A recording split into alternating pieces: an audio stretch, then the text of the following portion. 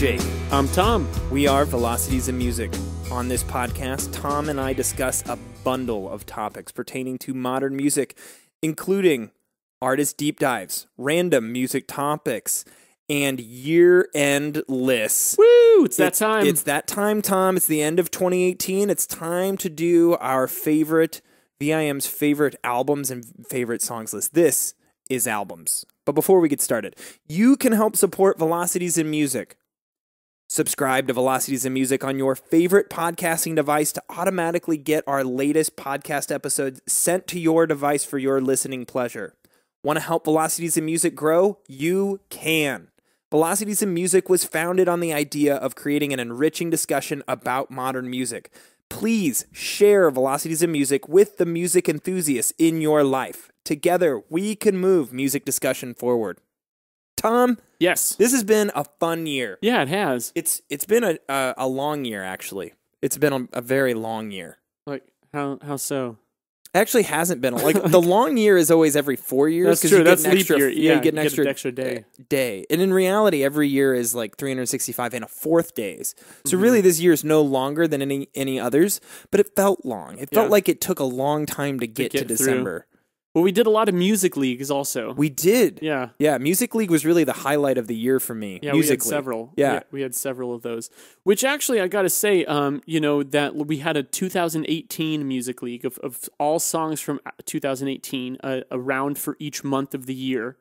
Albums that were released in June, we had a week for and everything. Mm-hmm. And I ended up winning that league. You did. I had to give myself a shout out. Yeah. And you know what I think that means is that I am the authoritative taste of 2018. Yeah. I think I objectively have the correct opinion. Is that what that means? To me, yes. maybe not to all of you listening to this, but to me, I very much look up to Thom and his opinions on music. Now, I will say that no one, I'd be willing to wager that no one will go up against you in number of albums listened to in 2018. Very few. Like you're in the top, 99th percentile. Probably, but you know what really amazes me is that no matter how many albums I listen to, and this year's no different, every year-end list that I look at online has several albums that I did not listen to or even hear of. Right. It's impossible to listen to everything,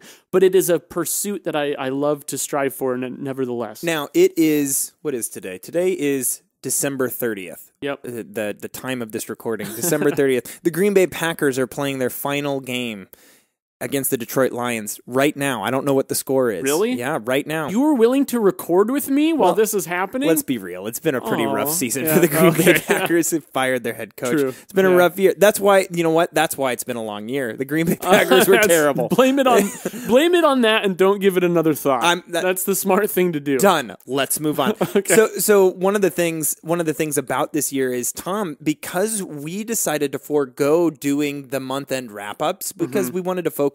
Honestly, like, we ran out of time. It was a lot of busy work to make it happen, and we weren't happy with the quality of those month-end wrap-ups. So we decided to forego those this year. So we haven't been highlighting albums as they've been coming out. But we're still going to do the traditional best albums or favorite albums of the year. And so many of the albums that we're going to talk about today, Thom and I have not discussed or have discussed very, very little, far lower than in previous years. Yeah. And certainly haven't mentioned on the podcast. Yeah, right. Yeah. So this, I think it's going to be fun. Yeah. It's always fun when we hit record, but I think this one's going to be really fun. Yeah. Yeah. We're going to open up some conversations that have been waiting to happen. So Thom, I'm eager. Before we get started, would you mind telling everyone how we approach a lot of other music review publications? They post at the beginning in December. First of all, why don't we do that? And second of all, what's the difference between like a best list and a favorite list? Yeah.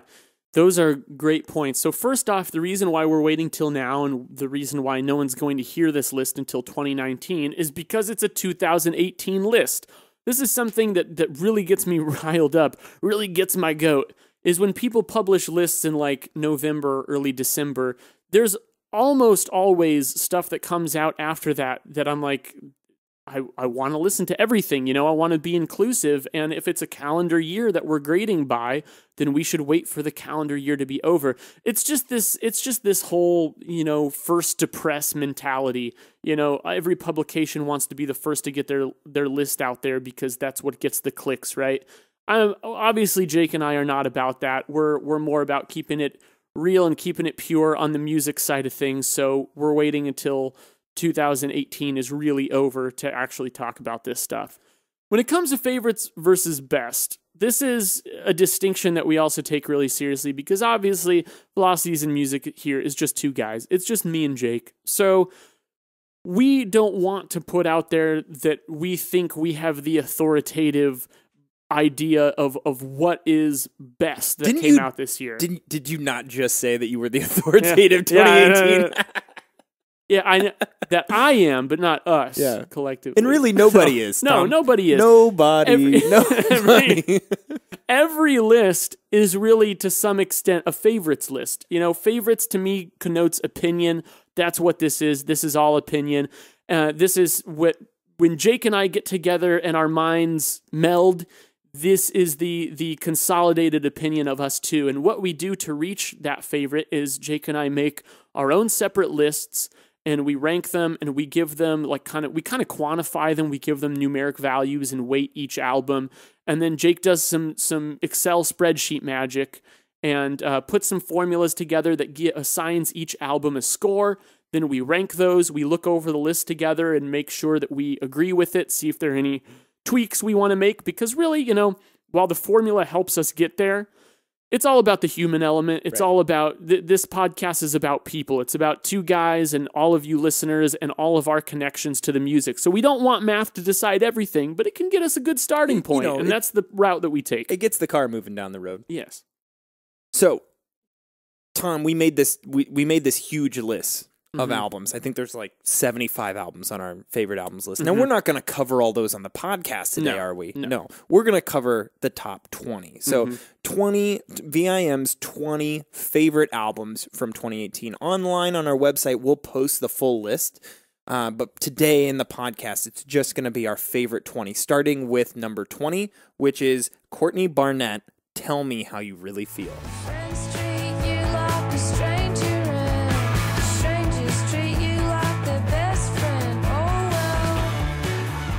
I will tell you how I really feel, Please Jake. do, Tom. I really like this album. Courtney Barnett, this is her second album. Her first album, Sometimes I Sit and Think, and Sometimes I Just Sit, came out a few years back. Got her a lot of acclaim, some Grammy nominations. I think most people in general just like that album. It's a hard album not to like. And I would say the same thing for Tell Me How You Really Feel. This record builds on the sound of her debut, rooted in that gritty indie rock guitar, singer-songwriter bass kind of sound. The guitars are nice and crunchy, but also kind of twinkly on some of those single note melodies that she does. Everything's really nicely layered. It's a warm and bright sound. Now, for me, and I'm speaking for both of us here, Jake, because from what we talked about, I think that we're on the same page with this one. Still a very good album, but maybe a little bit of a step down from her debut. Yeah, I agree with that. I feel like the performance was a little bit less fiery, a little bit less relatable, but I do think that the songwriting is still sharp, and you can tell that she's really putting a lot of thought into her arrangements and everything about the construction of the songs themselves. So while I will say it is a tiny step down from her debut, I'm not at all disappointed by it. Yeah, and saying it's a tiny step down from the debut is almost just a testament to how good her debut album was. Because this is still a very strong album. Yeah. The songwriting is just so good on this one. Very deserving of being on the list.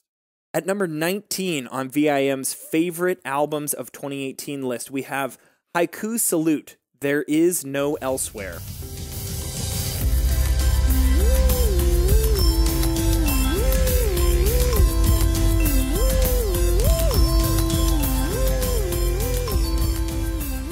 This is my first exposure to Haiku Salute.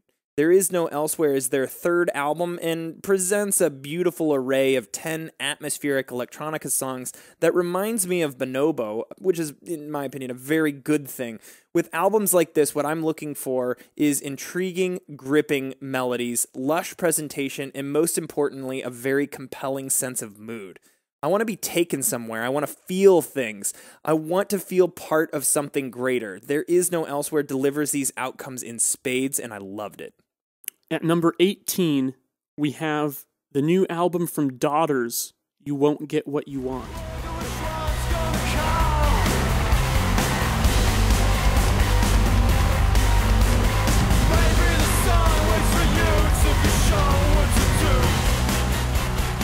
After being away for several years from the music scene, Daughters has gotten back together and put out an album that takes their sound in a little bit of a different direction. Not screamy, but still just as intense. What I love about this album is the guitars are grating and abrasive and sometimes even thin in the way that you would expect from like a classic 80s post-punk album. But then the drums and the bass are explosive and booming so that you have a sound that comes together to feel really thick. If you haven't listened to this album, I would recommend it for fans of anyone from Fugazi to Converge. It's a good kind of hardcore punk influenced hard rock metal album. I don't even know how to categorize it, and that's one thing that I love about it. Check this one out if you're into that heavier stuff, because it will not disappoint you.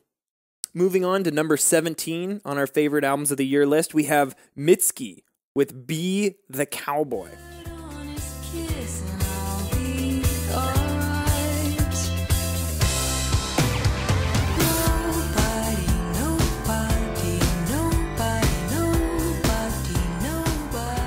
I was really excited, Tom, to get this in the mail for the Vinyl Me Please record of the month. Yeah. I put it on the first day I got it, and I was instantly in love. Mitsuki decided to flip a table on Be the Cowboy.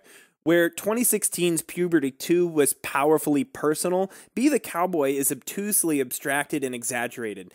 Mitsuki is experimenting with her sound to an extreme degree here, combining straightforwardly structured singer-songwriter songs with loud, demonic synths and electric guitar, creating these stark walls of sound and distorted accents throughout her tracks.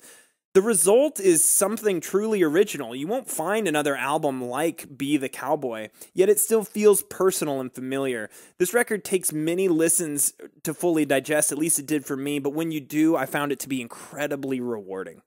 All right, at number 16, we have Thom Yorke with the Suspiria soundtrack. Is the darkness ours to take? It's a little bit of a different pick, and to be honest, you know, while Thom Yorke has been active as a solo artist for quite some time now, I haven't really been all that enthralled with a lot of the stuff that he's put out. What I really liked about the Suspiria soundtrack is, well, first off, the soundtrack format and approach, I think really works for Tom's musical identity right now. And I love just the kind of sparse atmospheric piano work, some of the more suspenseful ambient tracks on this. Tom's vocals are on there, but they're not the focus. They don't steal the show. They're only there on a track every now and then, but where they are, they're a welcome relief from some of the sparseness of the tracks in between. For some reason, this album just really came together for me and impressed me a lot when I really wasn't expecting a cohesive album listen from a soundtrack without the visuals to go with it. I think he did a really great job on it. At number 15 on our list, we have Young Fathers with Cocoa Sugar.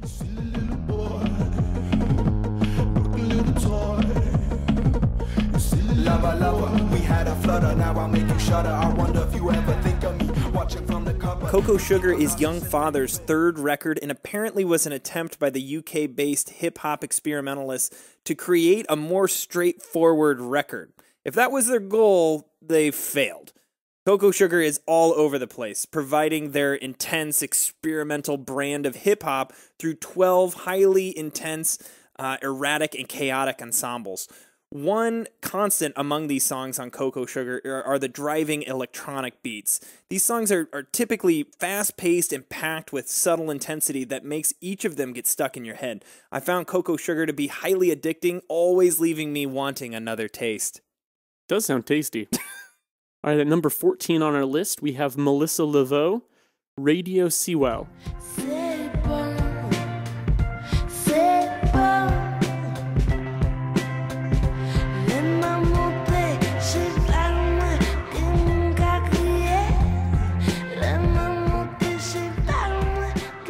Hope I'm pronouncing that correctly. I don't know for sure. Sounds good to me, Tom. Melissa is a Canadian artist who actually is living in Paris and is of Haitian descent. And all of these worldly influences from across the globe, those three places, you can really hear come through on this album. This is a strong indie vibe, kind of a folk vibe, kind of a world music influence. And I just loved how nice and smooth and kind of funky, but not aggressive these songs were. They have a really unique vibe to them, but I think Melissa just has a great knack for melody. Her vocals are really smooth. The production is really nice and warm and inviting. And this is just an album that really pulled me in. Moving on to number 13, we have Behemoth with I Loved You at Your Darkest.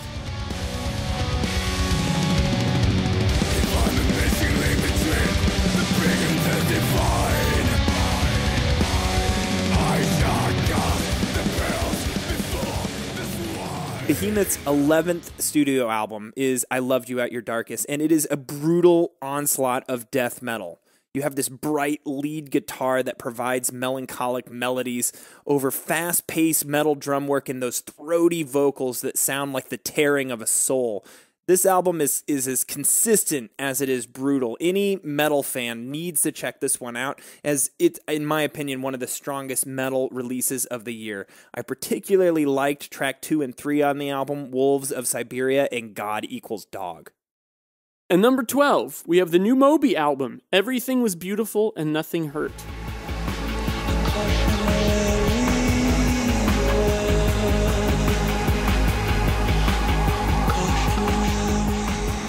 Moby is an artist that Jake and I really like, a lot of his stuff, but he puts out albums from time to time that we're not too keen on. Everything Was Beautiful and Nothing Hurt is definitely a high point for him. It's his 15th studio album, and you can just feel the melancholy in the album title, and right at the beginning of every song, right when they start, you just get that melancholic mood. These are thick, lush, aggressive electronica compositions that are just blasted at you, starting with the opening track, Mere Anarchy, which is one of me and Jake's favorite songs this year.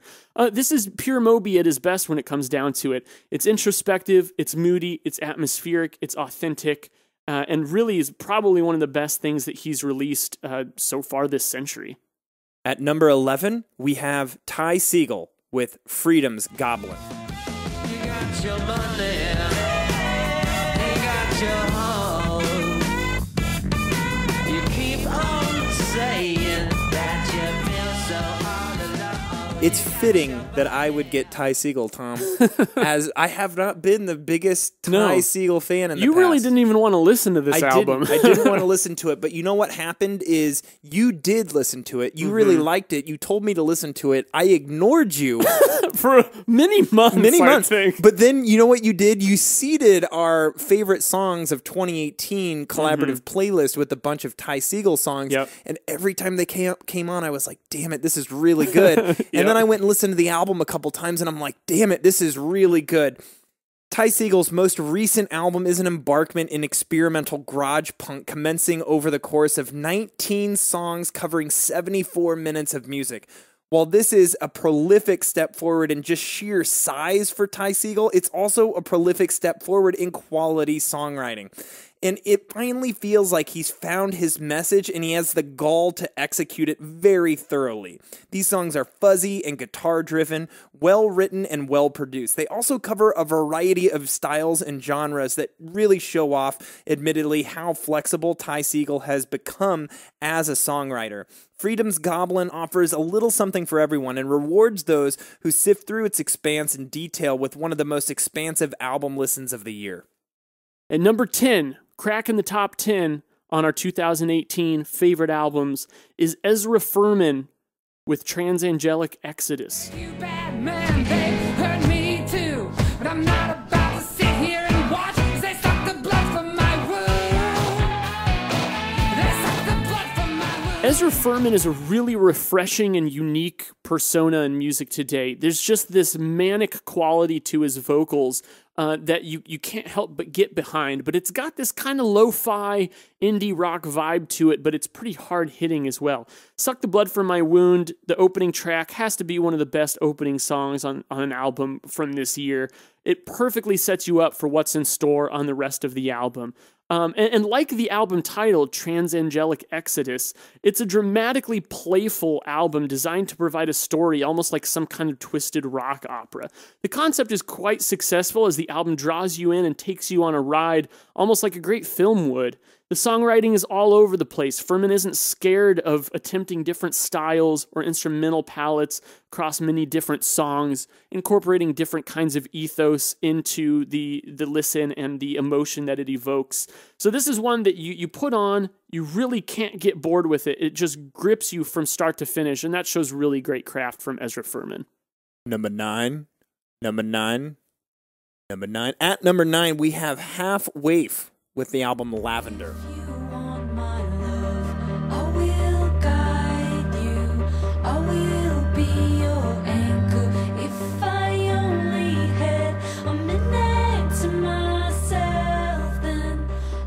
Halfwave is a project led by Nandy Rose Plunkett of the band Pinegrove, and Lavender is her third studio album. This is elaborate, crafted electronica, weaving in many synth layers into a thick, melodious sound that serves a cold, colorful platform for the lush female vocals provided by Plunkett to project from. The production is thick and it's stark, providing emphasis for each beat and texture and each synth layer.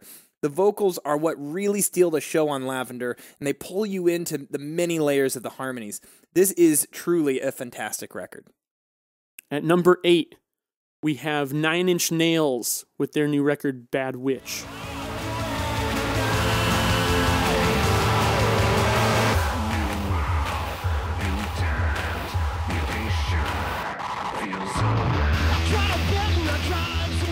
Most of you listening to this podcast understand that the two of us are 9 Inch Nails fanboys. So, of course, we loved Bad Witch.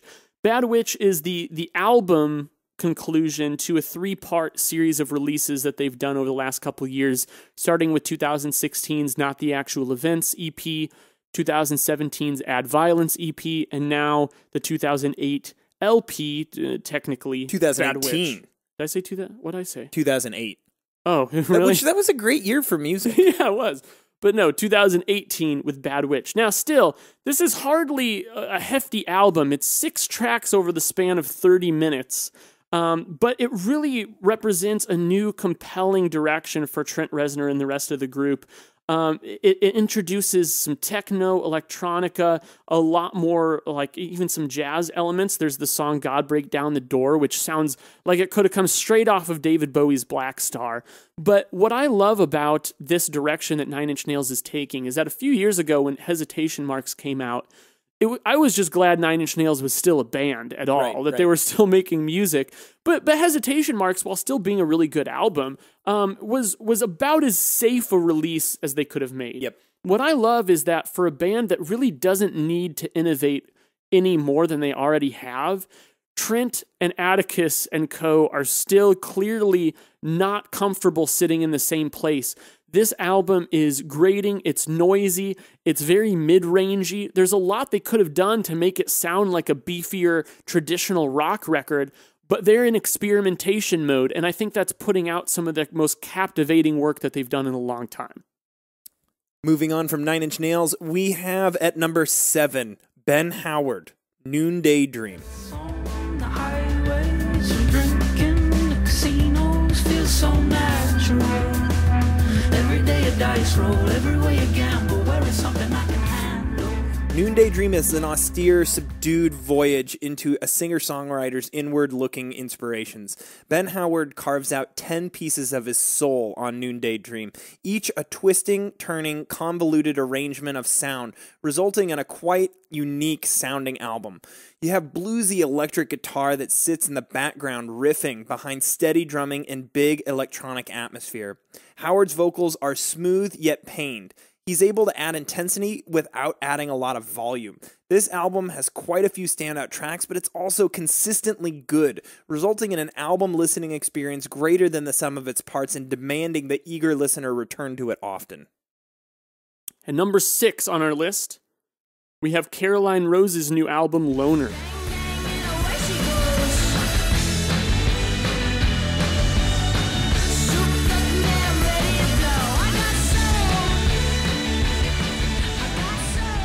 If you just put this album on at first and you have it on just kind of in the background, like if you're hanging out with friends or something, it might just sound like a nice singer-songwriter kind of indie pop rock album, maybe something along the lines of Courtney Barnett, Waxahachie, Angel Olsen, all great artists. But don't let that fool you. If you really pay attention to this album, these songs are just terrific, just one after another. And what do you know? When you put together an album that's full of just great tracks, you're going to have a good album. I think that Caroline does a great job of incorporating variety. There's a lot of different moods here, all of which she's able to represent perfectly with her voice. She does a lot of great stuff with her vocals, but it still comes together and is produced in such a way that makes it sound cohesive.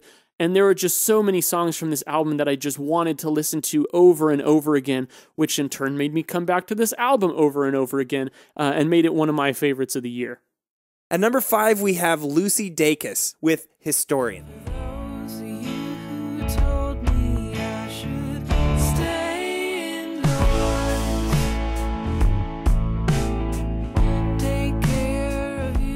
Historian is Lucy Dacus's second studio album, and we are excited to see her really pushing her songwriting on from her amazing 2016 debut titled No Burden.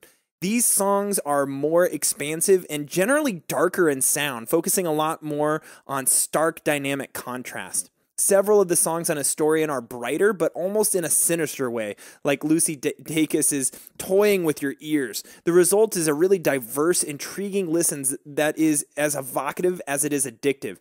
Historian clearly cements Lucy Dacus as one of the most talented and exciting artists of the late 2010s.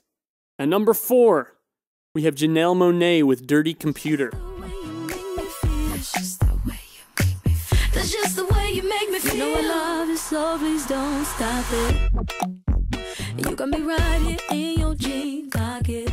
It's our belief here at Velocities in Music that Janelle Monae is really like the premier R&B artist of the 2010s and maybe one of the best pop songwriters of this generation. She is so underrated, even with the acclaim that she gets. She's just phenomenal. Dirty Computer is her latest album, and like several of her previous albums, it's just a masterful statue of how to make a great modern pop and R&B record. It covers several styles within its R&B umbrella, including hip-hop, pop. She's got some great spoken word pieces in there, drawing influences from many other popular artists while adding a lot of her own flourish to the sound. She's delving into some funk. She's pulling in a lot of Prince on this album.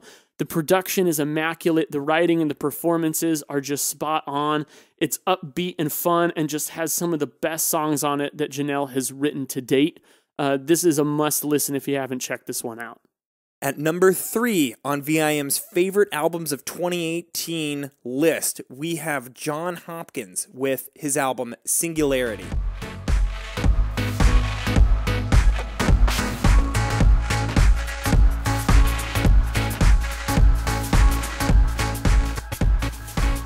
5 years after Immunity was released, which was an album that truly gripped me and deepened my love for the ambient electronica and techno genre, John Hopkins has returned with his album Singularity.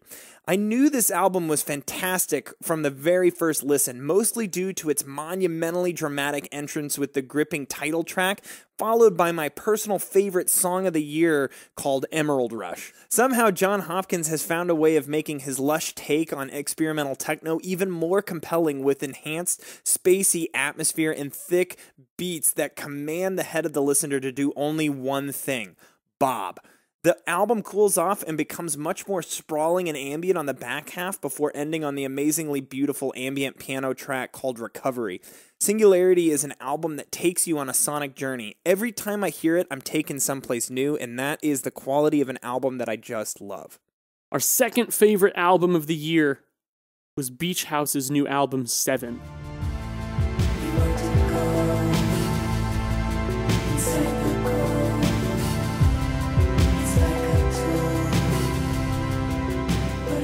Seven, no surprise, is the 7th album from Beach House.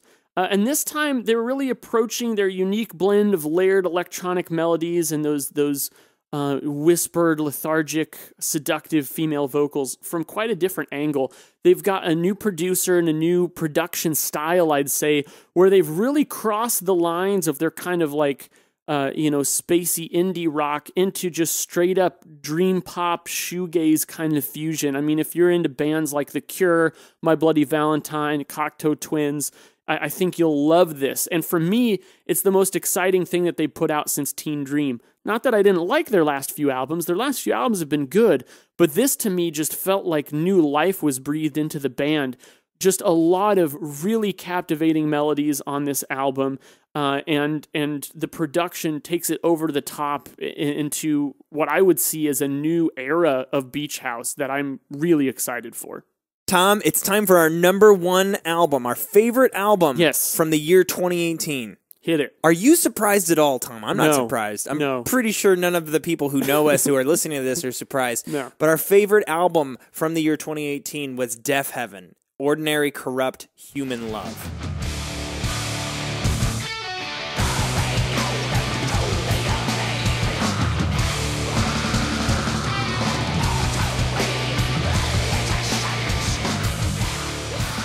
I have a brief story to tell. Please do. I got this album on vinyl the day before it was released. That's exciting, isn't it? It really was. I saw Deaf Heaven live. They came to play in downtown Phoenix. My brother was in town. We went and saw the show, and I was able to pick up this record and listen to it the day before it was released. And I cannot tell you how much I love this record. To me, in being a huge Deaf Heaven fan, Deaf Heaven's a band that consistently has grown on me. We've reviewed, their previous couple albums with New Bermuda in 2015 and then 2013 Sunbather. We reviewed those albums when they came out, and I remember really liking them. But as I've listened to them as time's gone on, I've loved them even more. And Sunbather was one of my favorite albums of the decade so far, right? When we did that podcast. But Ordinary Corrupt Human Love found a way to bring something new to the table. You really see Deaf Heaven, where they've been in this kind of black metal genre sphere for a while. I wouldn't really classify this as a black metal album. It's starting to feel more like post-metal. It really is starting to feel more like post-metal. And you have 7 songs on Ordinary Corrupt Human Love. It's an hour and 1 minute long. Just from that, you can tell that there's several very long songs on this record. 4 of the 7 are over the 10-minute mark. 2 particular were the tracks that they released in advance of the album, Honeycomb track 2 and Canary Yellow track 3, which happened to be 2 of my 3 or 4 favorite of 7 songs on this record. And then, you kind of see Deaf Heaven, whereas 2015's New Bermuda was, it was 5 songs, and every song was a real song. It wasn't transitionary at all or anything like that. Whereas on Sunbather, you had transitionary tracks in there. On Ordinary Corrupt Human Love, there's several transition tracks on this record that really make this flow like a complete album listening experience. This is something that I haven't heard from the band so far. They're really focusing more on melody, on atmosphere, in addition to that really, really great songwriting, the fantastic instrumentation and performances that you hear, and then that just brutal vocal delivery. You're really seeing the band embrace a much more lush sonic composition, and it works, in my opinion, extremely well with their sound. Yeah, for me, this is the 3rd straight home run, masterpiece level album for them. I am not disappointed at all. And this is a band that I just feel like they're going in the direction that I want to see every band do, where they're continuing to grow, but you don't feel like they're just betraying or abandoning their roots. Right. They're taking all of the right pieces of their core sound and maintaining them and even strengthening them while building around that with more experimentation, expanded instrumentation, and just even more dynamic songwriting. I mean, this is just continuing what I think Deaf Heaven is establishing in their legacy of being one of the best bands out there today, one of the most consistent, high-quality bands. Well, Thom, that wraps up our favorite albums of 2018. It was a good year. Yeah. It was a good year. Now, overall, what was your take on 2018 when it came to album listens? Yeah, so I'd be interested to see what our listeners think about this, because I wonder if I'm just starting to get into the realm of crotchety old man here. I thought 2018 was a really exciting year for innovation and experimentation. I'm hearing a lot of artists do interesting things with their sound. We're hearing genre synthesis and production approaches that I've never heard before in music. And I think that the world needs that now. I think that we're due for another era of enlightenment, a new wave of innovation within music. And I'm particularly hearing that in like hip hop, metal, even pop music. There's a lot of pop music that previously I'd be like, man, I just don't want to listen to this. And now I'm like, hey, they're doing some interesting artsy stuff. I mean, for God's sakes, I even liked the new Ariana Grande album that came out this year. I mean, there's a lot of cool stuff happening in that space. But my one complaint, the one downside of that is I feel like some of that approach to sound experimentation is coming at the sacrifice of just good core songwriting. I don't feel like I heard as many songs written this year that really like pulled at me. It was more when I'm listening to albums, I'm like, well, that was a really cool sound, but nothing pulled me in enough, either intellectually or emotionally, to make me want to listen to this again. Obviously, our top albums really did that, but I had a lot of albums this year, and albums that people were even raving about, that I'm like, yeah, I get that the production is cool, I get that the sound is unique, but are these songs actually conveying a message? Are they making themselves clear to me, or do I get a sense that what the artist is doing is important, that what they're writing and what they have to say is something that I should really pay attention to or really feel? And I didn't always feel that way about it. Yeah, and to that end, I feel like the bands that are more on the experimental side of things had better years. You saw a lot of indie rock acts, even a few, kind of post metal, but anything that's in like the post sphere of music did seem to do well. Saw a lot of, ambient electronica releases that were really strong this year. A little bit disappointed in the quality of the hip hop albums that I listened to this year. I just felt like 2018 was not the strongest year for hip hop. Yeah, that's one that like I was saying, I feel like there was a lot of hip hop that was pushing boundaries and doing new things, but after I was done listening to the album, I kind of just didn't feel like coming back to it. So, yeah, it's hit or miss. But I do like, in general, the direction that music seems to be going in, because it feels a lot less constrained. It feels like people are really just letting their freak flag fly and doing whatever they want. And I think that that's kind of what we need to bring in a new era of interesting music. Yeah. And just so you guys know, we only covered our favorite 20 albums, the top 20 on our favorites list on the podcast. But if you go to velocitiesofmusic.com, you will find on our list page our complete 2018 favorite albums list, which includes all 75 of our favorite albums. And there's a number of things that we didn't get to talk about on the podcast just due to time. Tom, if you had to pick just a handful of other honorable mentions, what would you select? A few of my favorite albums, Jake, that didn't quite make our list, but I really loved, was the new album from Dedekind Cut, Tahoe. That's great ambient. If you're into the ambient electronica space, that's going to be a really smooth, sparse, minimalist album that you should put on. Just great sounds and textures and chord progressions. Slow moving, but really engaging, something you'll really feel. Also, Frigg's Basic Behavior. Really nice, aggressive post-punk with kind of this just sinister vibe boiling underneath it.